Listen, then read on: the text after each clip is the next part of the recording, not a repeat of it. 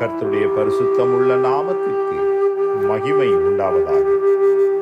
அருமையான தேவனுடைய பிள்ளைகளே, இந்த அருமையான நாளிலும் கர்த்தருடைய வார்த்தையை நாம் தியானிக்க போகிறோம்.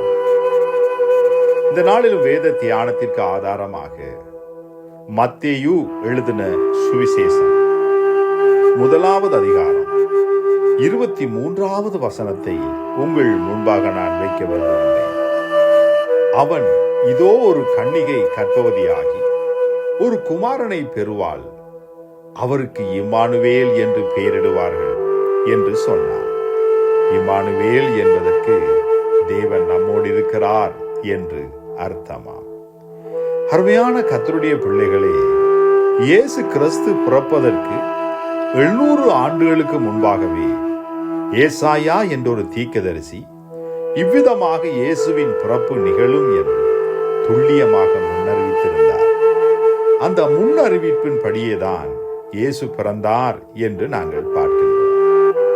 அவர் எப்படி பிறப்பார், எங்கே பிறப்பார் என்பதை எல்லாம் ஏற்கனவே தீர்க்கதரிசியின் மூலமாய் தேவன் முன்னறிவித்திருந்தார்.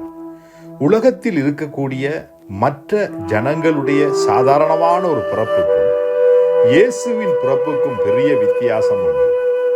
காரணம், இயேசு பிறப்பார் என்று அவர் பிறக்கிறதற்கு முன்பாகவே அவருடைய பெயர் முதலாய் சொல்லப்பட்டது என்று நாங்கள் பார்க்கின்றோம். அது மாத்திரமல்ல, ஒரு கன்னிகை இந்த உலகத்தில் கர்ப்பவதியாகி ஒரு குமாரனை பெறுவது என்பது இயலாத காரியம். காரணம், இயேசுவின் பிறப்பில் மாத்திரம்தான் அது நிகழ்ந்தது என்று நாங்கள் பார்க்கிறோம். ஏன் அவர் கன்னியின் வயிற்றில் அவதரித்தார் என்றால், முதல் மனிதனாகிய ஆதாம் தேவனுடைய வார்த்தையை மீறி அவர் செய்யக்கூடாது என்று எதை சொன்னாரோ அதை செய்தபடியினால் கடவுளுடைய வார்த்தையை மீறுவது பாவம் என்று சொல்லி வேதத்தில் ஏற்கனவே சொல்லப்பட்ட பிரகாரம் மனிதனுக்குள் பாவம் வந்துவிட்டது. ஒரு மீறுகிற குணம் வந்துவிட்டது. கடவுளுடைய வார்த்தைக்கு கீழ்ப்படியாமல் அதை அசட்டை செய்து வாழக்கூடியவனாய் மனித குலம் முழுவதும் மாறி பாவத்தால் நிறைந்த ஒரு வாழ்க்கை வாழ்ந்து கொண்டிருந்தபடியினால் பாவத்தில் இருக்கிற அந்த மனிதனை மீட்க பரிசுத்தமுள்ள ஒருவர் தேவைப்பட்டார்.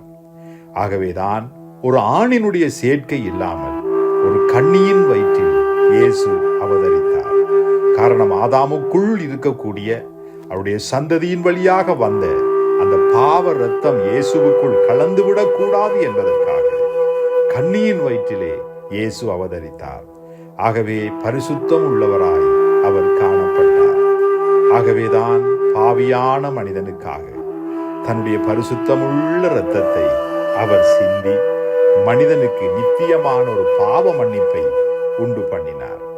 வேதம் சொல்லுகிறது, மனிதனுடைய உயிர் அவருடைய இரத்தத்தில் இருக்கிறது என்று. ஆகவே மனிதனுடைய உயிருக்காக தன்னுடைய உயிரை அவர் கொடுக்கும்படியாக இந்த உலகத்தில் இறங்கி வந்தார். ஆகவே பாவம் இல்லாதவரும் பரிசுத்தம் உள்ளவருமான இயேசு கிறிஸ்துவானவர் நமக்காக கொடுக்கப்பட்டார்.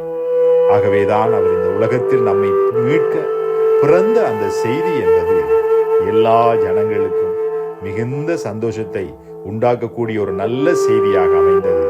காரணம், எல்லா மனிதர்களும் பாவிகளாக இருந்தபடியினால் எல்லாரையும் மீட்க அவர் பிறந்தார். ஆகவே எல்லாருக்கும் அது சந்தோஷமான செய்தியாக அமைந்தது. ஆகவே இதை கேட்கின்ற அன்பான சகோதரன் சகோதரியே, உன் வாழ்வையும் இயேசுவுக்கு ஒப்புக்கொடு. உன் பாவத்திலே இருந்து, உன் சாபத்திலே இருந்து உன்னை மீட்டு நித்திய ராஜ்யத்துக்குள் வழிநடத்தக்கூடிய ஒரே ஒருவர் இயேசு மாத்திரமே. ஆமென்.